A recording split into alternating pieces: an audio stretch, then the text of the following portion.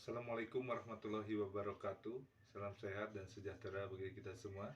Perkenalkan, nama saya Dedi Natawijaya, mahasiswa Universitas Terbuka tahun akademik 2022-2023. Nomor induk mahasiswa 0486155502 UPBJ UT Bandung. Pada kesempatan ini, izinkan saya memaparkan pembahasan mengenai COVID-19, di mana video presentasi ini dibuat sebagai salah satu tugas sesi 4 MKWU Bahasa Indonesia Universitas Terbuka. Pada pertengahan Desember 2019, ditemukan beberapa kasus dengan gejala peradangan paru atau pneumonia yang berat di Tiongkok. Uniknya, terdapat sebuah hubungan antara pasien yang sakit dan kunjungan sebelumnya ke pasar seafood atau live market di Hunan, Wuhan, Provinsi Hubei, Tiongkok. Pada akhir bulan Desember, hasil pemeriksaan spesimen tubuh pasien menunjukkan penyakit ini disebabkan infeksi virus yang dinamakan 2019 novel coronavirus atau Wuhan coronavirus. Penyakit ini mirip dengan penyakit MERS dan SARS yang terjadi beberapa tahun belakangan. Kemungkinan besar virus ini ditularkan dari hewan kelelawar dengan perantara hewan lainnya, seperti ular dan pangolin yang dapat menginfeksi manusia dengan cara kontak melalui kotoran hewan maupun melalui proses memasak hewan yang tidak matang. Hasil penemuan pada 2 rumah sakit di Wuhan menunjukkan beberapa petugas medis yang merawat pasien ini terinfeksi virus serupa, sehingga tim di Tiongkok mengonfirmasi penyakit ini bukan hanya bisa ditularkan dari hewan ke manusia, melainkan bisa terjadi transmisi antara sesama manusia. Apa itu virus corona? Virus corona atau Severe Acute Respiratory Syndrome coronavirus adalah virus yang menyerang sistem pernapasan. Penyakit akibat infeksi virus ini disebut COVID-19. Virus corona bisa menyebabkan gangguan ringan pada sistem pernapasan, infeksi paru-paru berat, hingga kematian. Virus corona adalah jenis baru dari coronavirus yang menular ke manusia. Virus ini dapat menyerang siapa saja, mulai dari lansia, orang dewasa, anak-anak, bayi, bahkan sampai ibu hamil dan ibu yang menyusui.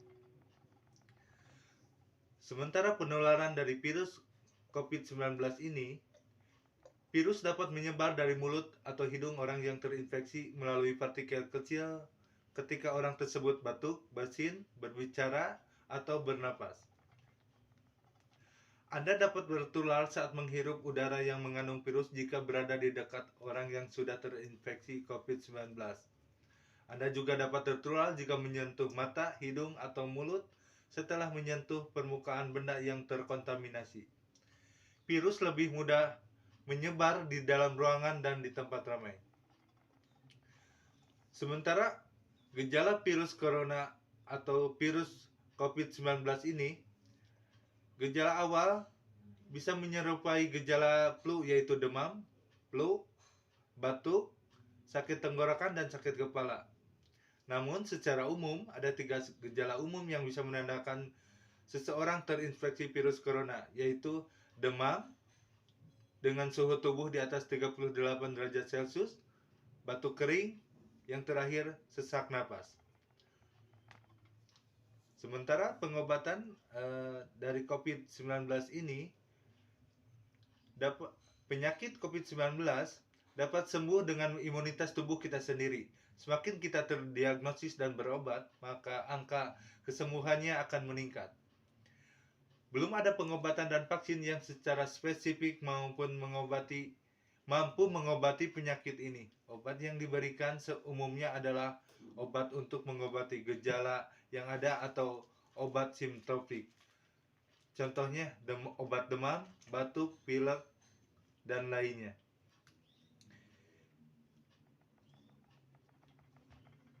Sementara penanganan atau tindakan apa yang perlu diperlukan bila kita merasakan gejala? Langkah yang utama atau yang pertama yaitu waspadalah. Mungkin itu bisa juga gejala awal virus COVID-19. Meskipun bisa juga disebabkan karena penyakit flu lainnya. Kemudian, perhatikan juga apakah seseorang terdapat riwayat atau bepergian ke daerah dengan kasus COVID-19 dalam 14 hari terakhir atau setelah mengunjungi daerah zona merah. Sementara bagaimana cara mencegah penularan virus COVID-19 ini? Yang ke-1, terapkan gaya hidup sehat. Dalam upaya pencegahan COVID-19, kita membutuhkan pertahanan tubuh yang optimal. Beberapa pola hidup sehat yang dapat menjaga kekebalan tubuh antara lain yaitu istirahat yang cukup, perbanyak makan buah dan sayuran, rutin berolahraga, hindari stres, dan stop rokok dan alkohol.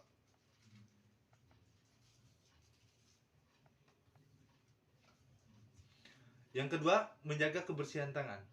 Cuci tangan adalah hal yang harus dibiasakan atau dirutinkan untuk meminimalisir transmisi kuman. Mengapa harus cuci tangan? Karena percik dahak mengandung virus COVID-19 dapat tinggal selama kurang lebih 5 hari pada suhu kamar.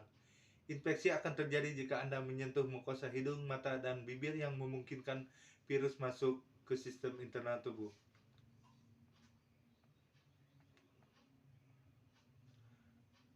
Salah satu pencegahan dalam penularan virus COVID-19 ini yaitu memakai alat pelindung diri atau masker. Alat pelindung diri ini adalah pakaian khusus atau peralatan. Berdasarkan anjuran WHO, penggunaan masker dibatasi untuk beberapa kondisi berikut. Yang pertama, untuk orang yang sehat yang sedang merawat atau kontak erat dengan orang yang sakit yang mempunyai kemungkinan menularkan kuman melalui batuk atau kita berada di tempat yang ramai. Yang kedua, orang yang menunjukkan gejala batuk ataupun bersin. Yang terakhir, untuk tenaga medis. Meskipun pada kenyataannya di lapangan orang-orang berlomba membeli bahkan sampai menimbun masker dikarenakan kurangnya pemahaman dan edukasi dari kegunaan masker itu sendiri.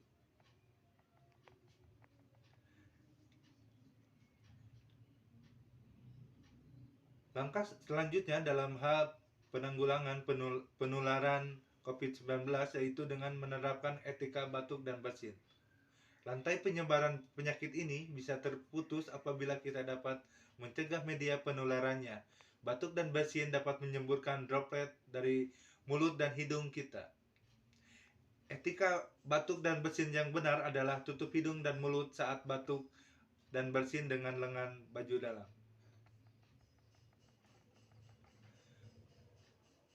Apa yang dapat kita lakukan untuk melindungi keluarga kita dari virus COVID-19 ini? Yang pertama adalah jadilah pelopor dalam keluarga kita untuk melakukan cuci tangan rutin, menghindari kontak tangan langsung ke area mata, hidung, dan mulut, serta melakukan etika batuk yang baik serta kebiasaan hidup yang sehat. Kemudian, jika ada seseorang dalam keluarga kita yang sedang sakit yang mengindikasikan ke arah COVID-19, harus dipisah ke ruangan khusus atau safe isolation bagi anggota keluarga tersebut. Sedapat mungkin, kita tidak berbagi barang kebutuhan bersama. Pisahkan baju dan tempat makan terutama jika ada anggota keluarga yang menunjukkan gejala COVID-19. Yang terakhir, selalu update terhadap situasi wabah lokal serta arahan pemerintah atau tenaga kesehatan terkait penanggulangan wabah. Demikian pembahasan mengenai topik virus COVID-19 ini. Semoga dapat bermanfaat dan dipahami bagi kita semua. Kepada Ibu Bapak Tutor, terima kasih atas bimbingannya. Sekian, terima kasih. Wassalamualaikum warahmatullahi wabarakatuh.